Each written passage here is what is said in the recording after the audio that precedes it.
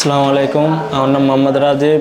আমি দীর্ঘদিন ব্যথা ভুগতেছি, প্রায় 3 বছর 3.5 বছর পর্যন্ত অনেক ডাক্তার দেখাইছি, কিন্তু ডাক্তার দেখে ওষুধ খাইলে আমার ব্যথা মোটামুটি ভালো হয়, ওষুধ ছাড়া দিলে ব্যথা আগের মতো হয়।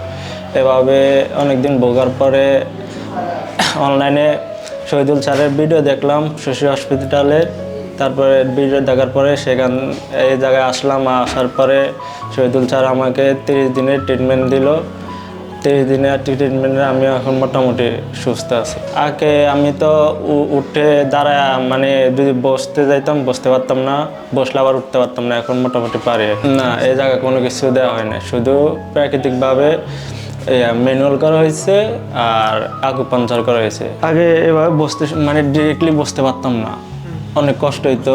উঠলে আবার মানে পিছনে এগুলা ধরে যেতে, এখন মোটামুটি ইজিলি বসা উঠা যায়।